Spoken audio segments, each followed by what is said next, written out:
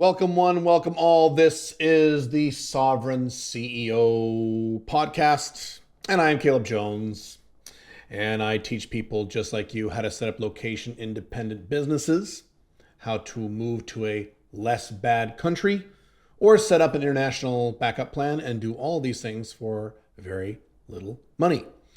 This is a topic that I was originally planning to do in video form instead of podcast form on the alt tech platforms like BitChute, Rumble, and Odyssey. And after giving this some thought, I decided to try this instead to do a podcast, both audio podcast and video format on the usual platforms. And since the video version of this will be going up on YouTube, and since the podcast audio will be going up on all the usual suspects, normal platforms, Google Podcasts, iTunes, Spotify, and so on, I have to watch what I say in terms of the verbiage of this topic. So instead of me actually saying the name of this disease, I have to do what I do on YouTube and say Cerveza sickness, because YouTube and other large platforms are American companies and America hates free speech. So I have to say Cerveza sickness, and instead of saying the word that starts with the letter V, the injection you get that doesn't really protect you against the disease, just prevents you from dying, perhaps. Instead of saying that word, I have to say the word jab. And so we'll see if throughout the duration of this podcast, I can keep that up and I don't make any mistakes. I guess I can have my audio guy, video guy edit the mistakes out. If I make them, I'll try to catch them as best as I can. As usual, it is unfortunate that we are not allowed to discuss basic topics on the global platforms that most people use. It's another sign of the collapse of the Western world when authoritarianism and lack of free speech and people getting freaked the fuck out. It's just yet another symptom. So anyway, I've talked about that a lot before. This is the topic of Cerveza sickness passports. And a lot of you are very, very, very, very, very concerned about this. And most of you are too concerned about this because a lot of you are betas, a lot of you are scared, a lot of you are frightened. And I will demonstrate that in this podcast. I'm not saying it's not an issue we should pay attention to. I'm saying the fear that I see among you guys and among many people out on the internet is way beyond what the reality is or what the reality will be anytime soon. Now, when we say Cerveza sickness passports, what we're really talking about are some kind of ID card where you have to have this card in order to travel or in order to go into certain locations and things like that. I realize that there are some locales throughout the Western world where you have to have some kind of ID card to get into malls or to get into certain, establishments, restaurants, and things like that. Most of the Western world is not doing this right now, but I realize there are pockets of the Western world. And even outside the West, I believe the Philippines is doing this right now. I definitely know that Australia is doing this right now. So there are pockets of places that are doing this, but it is not typical. As always, I live here in quote unquote authoritarian Dubai. And as of this day, still, after all this time, I can go wherever I want. I don't have to present a single thing, nor do I need to wear a mask outside. Kind of nice. And that is a place that a lot of people think is very authoritarian. And here I have complete freedom of movement throughout the entire city. Now, I just heard that Abu Dhabi, which is the nearest major city here in the United Arab Emirates, does have some kind of restrictions regarding vaccinations and or PCR tests. I haven't verified these yet. But here in Dubai, I can do whatever I want. I can go wherever I want. No problems. And it's interesting that here in Dubai, I have that freedom when people in places like Australia, a quote unquote free country. And by the way, I agree with my friend Andrew Henderson of Nomad Capitalist that you really can't call Australia free anymore. That's just silly. You can't call Australia free anymore. You just can't do it. You are no longer living in a free country if you live in Australia. If you live in Australia, you need to make plans to leave as soon as possible. Anyway, it's fascinating that here in quote-unquote authoritarian Dubai, I have more freedom of movement and freedom of my day-to-day operations in terms of day-to-day travel throughout the city than many people in many parts of Europe, many parts of Asia, some parts of the United States, and certainly places like Australia. Interesting and food for thought. A lot of people are wishing that they moved out of the country around the time that I did or before I did. A lot of Europeans too, during this Cerveza sickness problem. But regardless, one trend or one pattern that I have noticed throughout the last 2 years when people are freaking the fuck out about Cerveza sickness passports is they will say, Caleb, or so-and-so on the internet, I heard that next month, or I heard that they're working on soon a Cerveza sickness passport for blank. And then a month goes by and it never happens.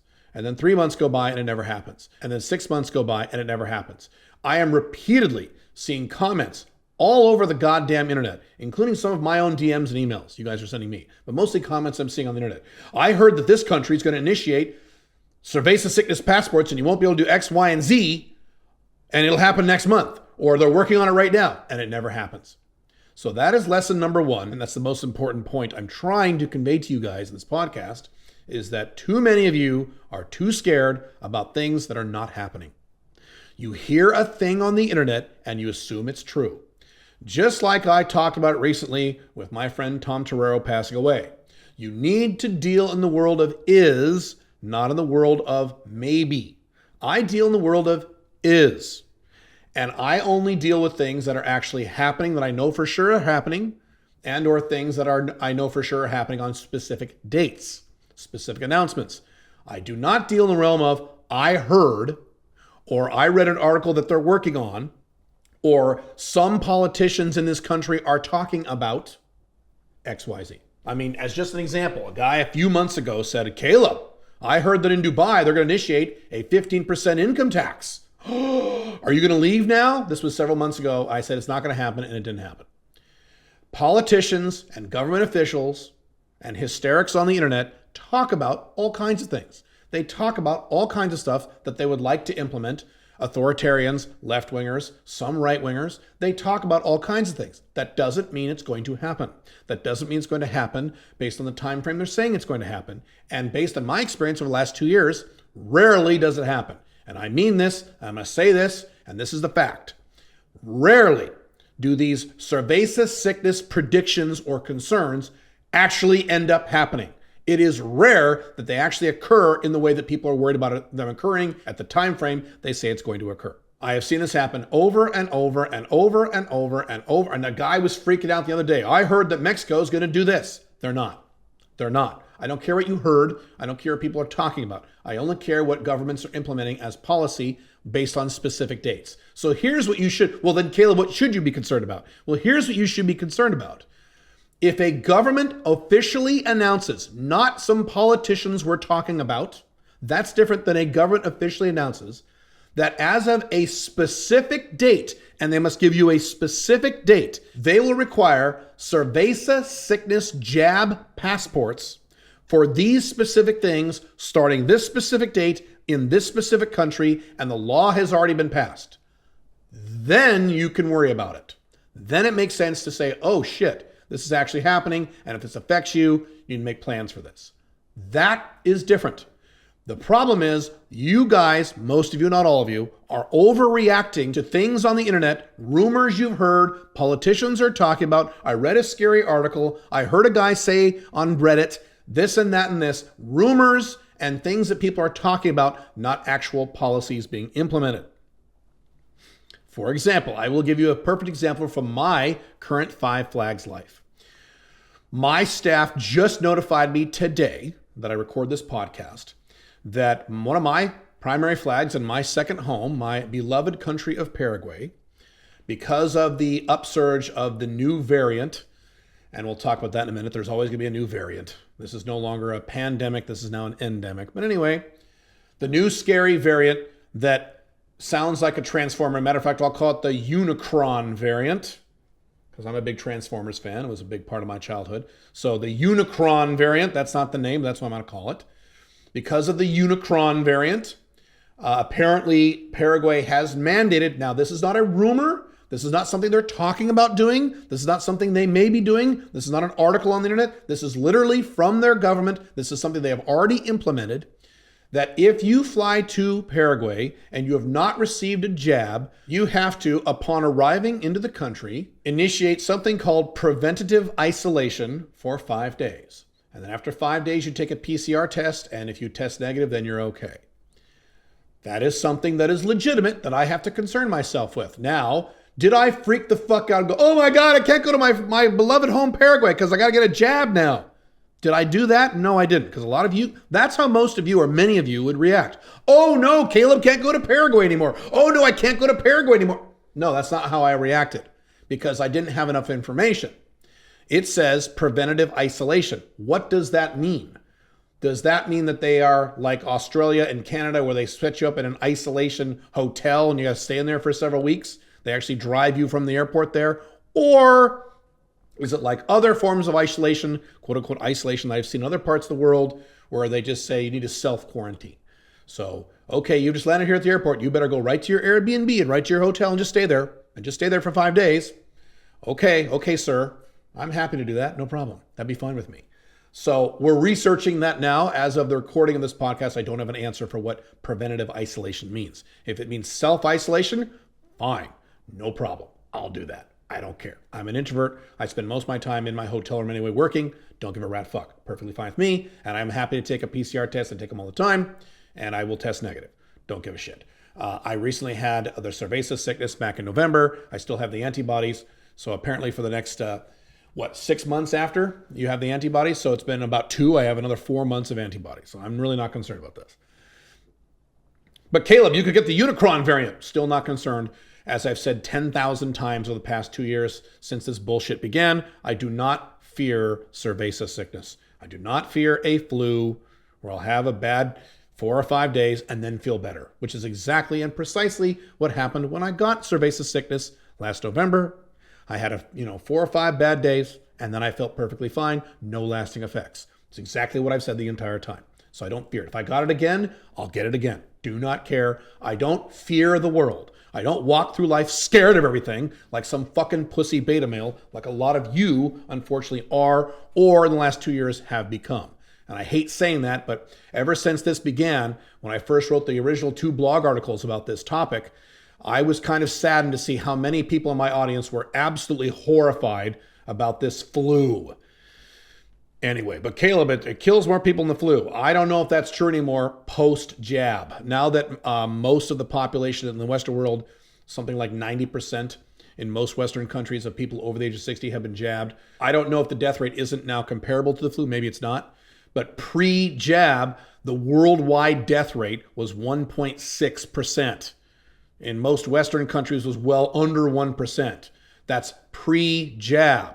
Now that we have the jab, the one thing the jab does do is prevent people from dying as much. So I'm reasonably sure, I have not looked at the numbers on this, so if I'm wrong, you're happy to correct me, but I'm reasonably sure the new death rate post-jab in a post-jab world, even with the variants, because the Unicron variant isn't killing as many people, it's infecting a lot of people, it's not killing nearly as many people, the death rate may be comparable to that of the flu. Okay, it might be. And which would prove my entire point this entire time. You don't freak the fuck out about a flu that with a less than 1% death rate. Anyway, moving on from that and getting back to the topic at hand of Cerveza sickness passports, that is the first thing. Number 1, you need to calm the hell down when you see these rumors or people talking about this. You should only pay attention when it is a specific law that has actually been passed by the government's Congress, Parliament, what have you, and they have attached a specific date to it. Not maybe sometime next year or maybe sometime in February. That is not a specific date. You need to ignore those things, calm the fuck down, and proceed with life. Okay? I know that's hard for some of you, but please try.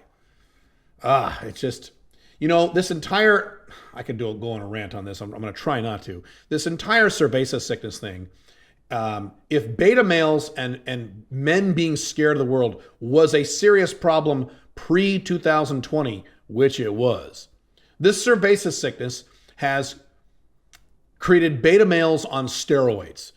Men have become more terrified and more beta in the last 2 years than the typical progression of over the last 25 years, which in itself is pretty horrible.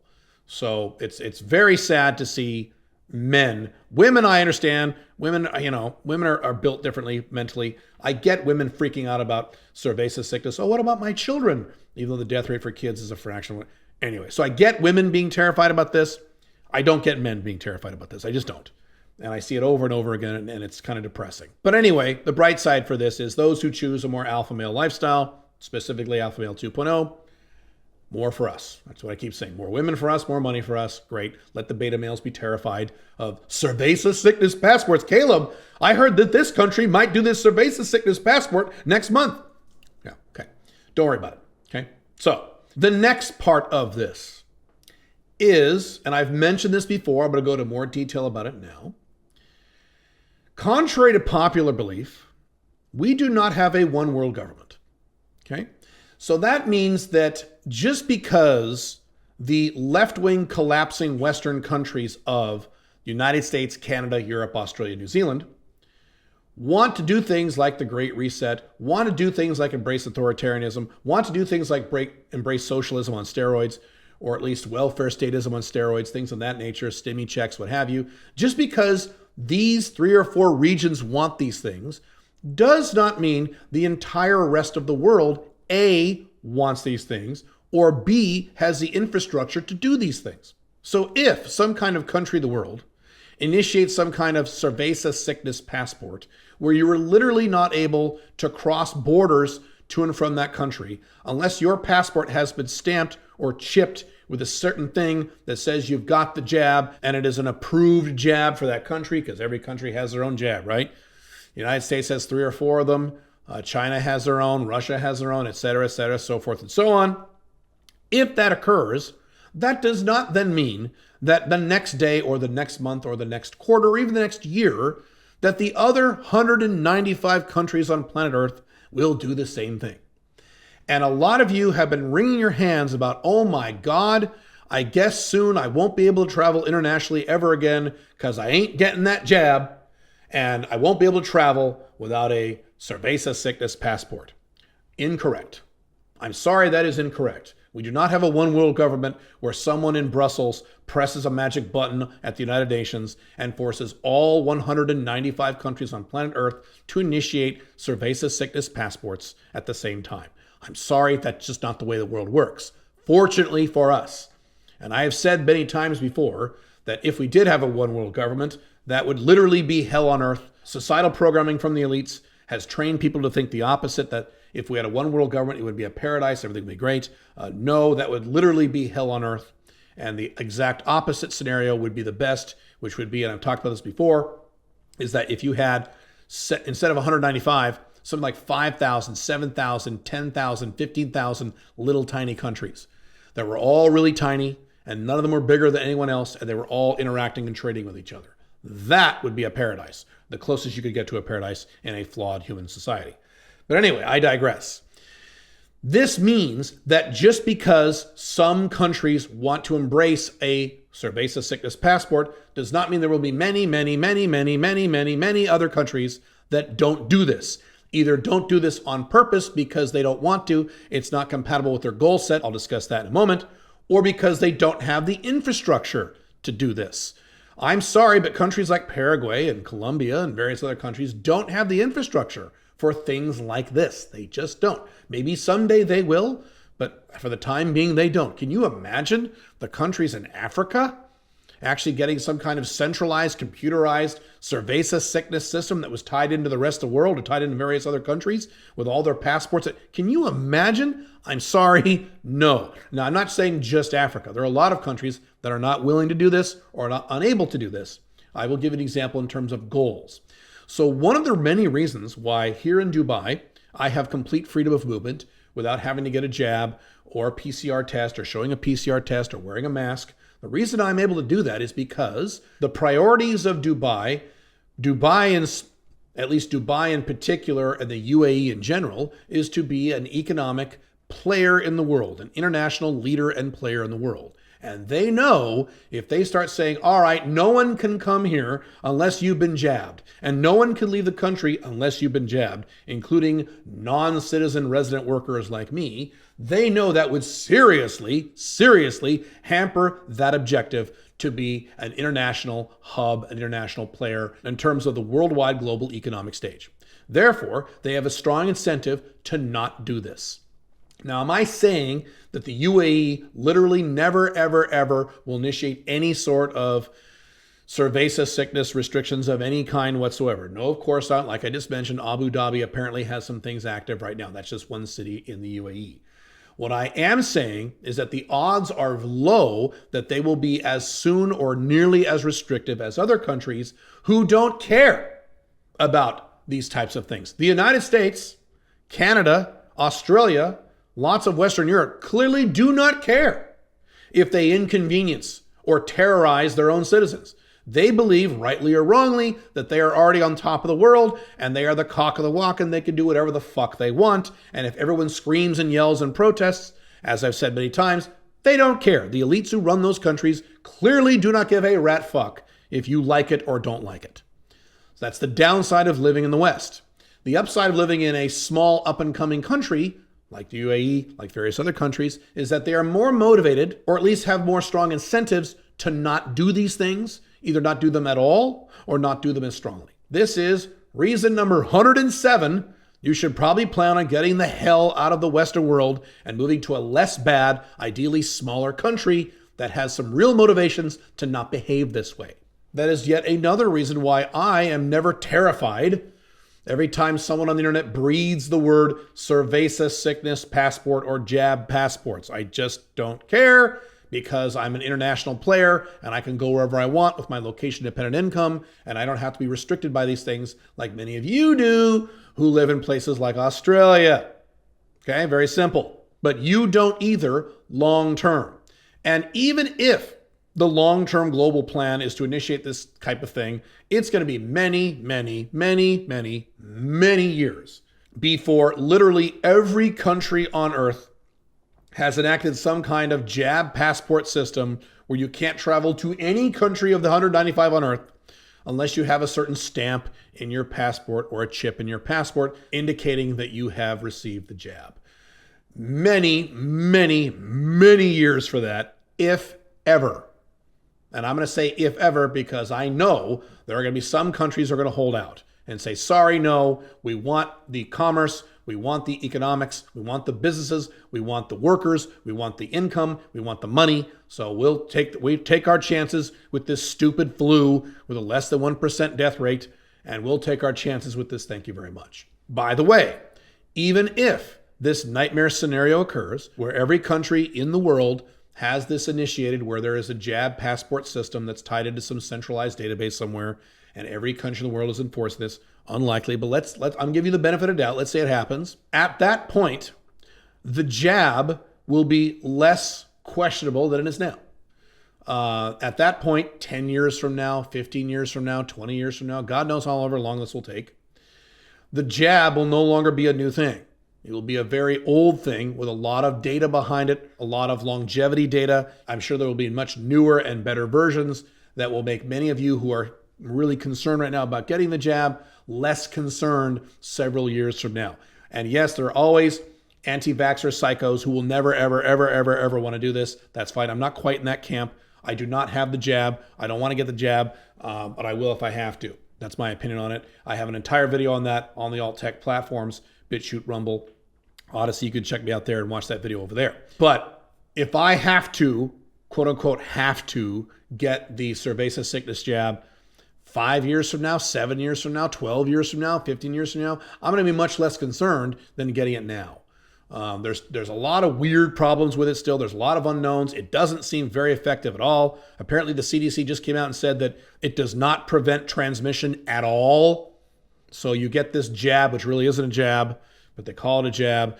You still can get Cerveza sickness and you can still give it to other people. It just reduces the symptoms when you get it. So that's not a jab, man. That's a booster. Anyway, that's a topic from another video I did earlier. You can watch that video. My point is that I'm going to be less worried about getting this if I need to get it 5-10 years from now than I am this year. And some of you will probably be in that camp as well. Some of you will probably say, okay, now that we've had 5 years of, billions of test subjects all over the world who have taken this thing and they've improved it and refined it and have got it kind of cleaned up, and it's a much more clear picture of what it is and what it does and what it doesn't do. And the CDC and Big Pharma are not changing their story every 6 months on what it's supposed to or not do. God, then you might be cool with taking it. So it might be okay at that point. Right now, I understand. Right now, I kind of agree with you. But 5 years from now, I'm going to be much more comfortable with this. Assuming I have to take it in 5 years, and I may not. I don't know. And that's the final thing on this. Some of you may have to make the decision, and I may have to make this decision at some point too. This year, next year, in a few years, I don't know.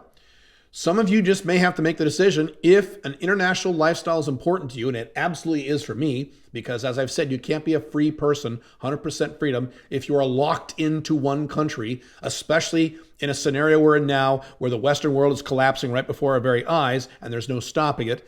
You don't want to be locked into one country if your international mobility is important to you. You may have to just suck it up and get it. You may just have to suck it up and get the jab. Yes, I know there are illegal options. I'm not going to discuss those. I follow the law. That's an alpha male 2.0 tenet. I follow the law, even if I completely disagree with the law. And as a minarchist libertarian, I disagree with 99.9% of all laws. But I still follow them because I don't want to spend the rest of my life worrying about getting caught, A, and I don't want to risk being thrown in jail, which would remove all my freedom, B. So you may just have to suck it up and get it, depending on how important your international lifestyle is to you and your mobility is to you. It's very important to me. And so, yes, there might be a scenario this year, next year, 3 years from now, where it's not a Cerveza sickness passport scenario, but it's more of a scenario where I need to show proof of a jab to get into certain countries that I consider important to my Five Flags plan. Possible. Hopefully not. Hopefully not. I'd rather wait many more years to get it, if at all. But again, like I said, I'm not an anti-vax guy. I'm cool with taking it at some point, just not now. It's way too soon. There's clearly too many unknowns. The people who create these jabs are changing their stories way too often for me to feel comfortable putting it in my own body. Well, Caleb, what about 2% rule? I don't know for sure if issues with the jab fall within the 2% rule or not. I'm not sure about this. They might not. I don't know. I've seen various different statistics, and it's so hard to get accurate statistics and accurate numbers on this because this issue has become so politicized now. And the people who are quote unquote experts are proven liars. Fauci has lied to us at least 3 or 4 times. The CDC has flat out lied to us, 3, 4, 5 times? It's tough. It's a tough one. But anyway, that's how I feel about it personally. But that's my personal opinion. I'm talking here about how you should view this entire Cerveza sickness jab passport thing. It's not that big of a deal. It really isn't. And don't freak out unless you see something very specific issued from a government with a specific date. That's really the bottom line. Too many of you are way too scared about this, as usual in the last 2 years. Too many of you have been way too scared about all kinds of things. There's a lot of you who just need to take a deep breath, calm down, meditate, exercise, and get more sleep. And honestly, it sounds like I'm making a joke. I'm not. You guys who are terrified every time you hear a rumor about this country might do this, or that country might do that, or Cerveza sickness passport this, or jab passport that, or whatever. A lot of you guys are not getting enough sleep, and or you're not exercising, and or you're not meditating. Okay? There's a few things you can do to make yourself happier. Moreover, on top of the usual stuff I talk about over at Alpha Male 2.0, about optimizing your hormones, various other things. You're not doing any of that stuff. So no wonder you're freaking the fuck out. So I don't freak the fuck out. I take care of my body. I take care of my brain. Here at my YouTube channel, I have specific techniques on what I use for my morning routine, my night routine. You can check those videos out if you want. That's it. Take a deep breath. Relax. It'll be all right. I'll see you soon. Bye.